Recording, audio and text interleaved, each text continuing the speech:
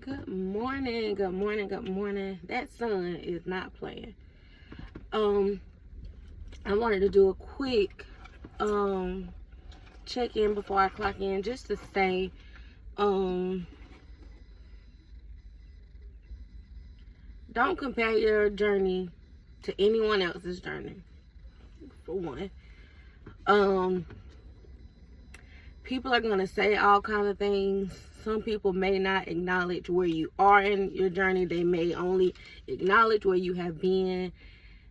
That doesn't matter. If you are on a path, if you are moving forward, if you are focused, even if it's taking you a little bit longer, even if someone doesn't understand your methods and why you have to do things a certain way, it's not their journey. It's yours. That's why my YouTube channel now is Journey to Portia, because this is what I had to do to find myself, or this is what I am doing, and I'm doing it my way.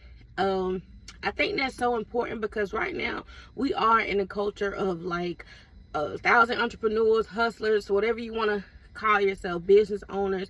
And sometimes the tactics, sales, if you ever take like a marketing class or maybe like a sales course, they teach you that sales is psychological. So if you can get inside someone's head to let them know why they need your product specifically or your service, then you got them and you got the sale.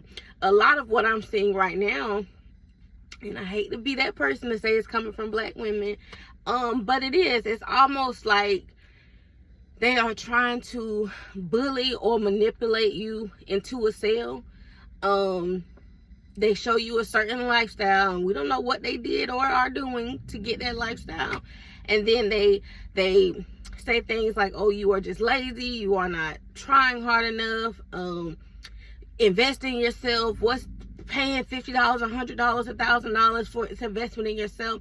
And they're almost picking at you. And a lot of people, if you are weak-minded, you will fall for that.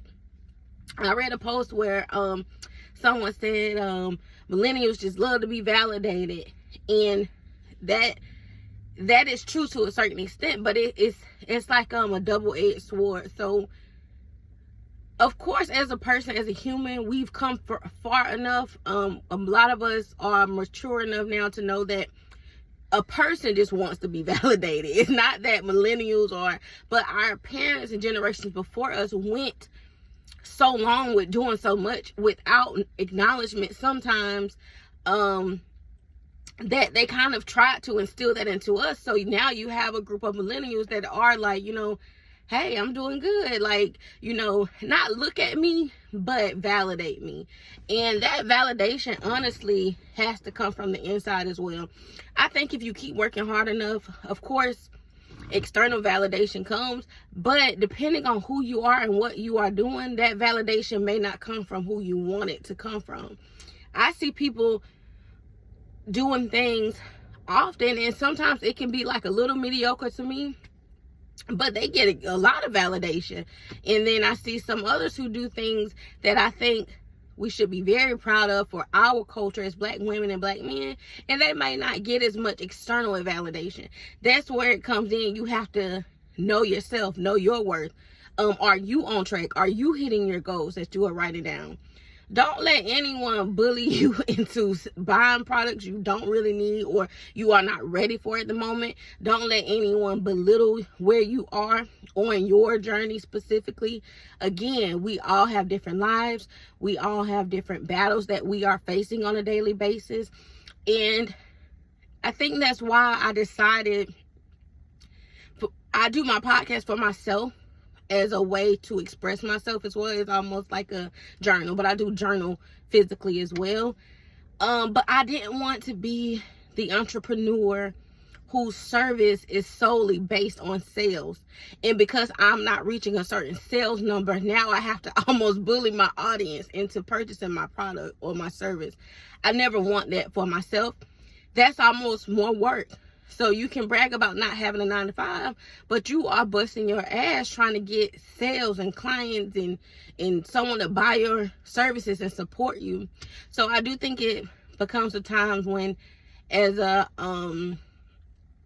person who who is looking to purchase items, you know, you have to really look at yourself and like, am I buying this because I need it, because it's going to help me accelerate, or am I buying this because I feel pressured to, or I feel like it will help me obtain a certain image by saying that I've purchased this or I work with this person. Like, it's a lot of battles going on in this world right now, like literally, physically, mentally, emotionally. And so I just think it's very, very important for you to pick and choose your battles. We are all on different paths, literally, and I know, and I'm not saying who is and who is not living a certain type of lifestyle, because I don't know, you know, but just be careful. There's a lot of stuff that is put in place to make us want to hurry up and buy, that FOMO, that fear of missing out. And sometimes you just have to focus on your battle, what you are doing, your goals that you are hitting. Are you checking off? Do you have a goal list, first of all? And then secondly, do you have are you putting things in place to help you achieve your goals? So I'm getting ready to clock in. I just want to tap in really quick. I am recording a podcast today. I do have a guest. So always excited when someone takes time out of their day to speak with me. In this topic, we're going to be speaking on something that's very important to me. It involves parenthood in a different aspect. It's about keeping our young men and our young women off the street and out of the street, and how parents have to take some accountability in the role that we play and keeping our guys and girls off the street. So I look forward to that. Until then, keep pushing.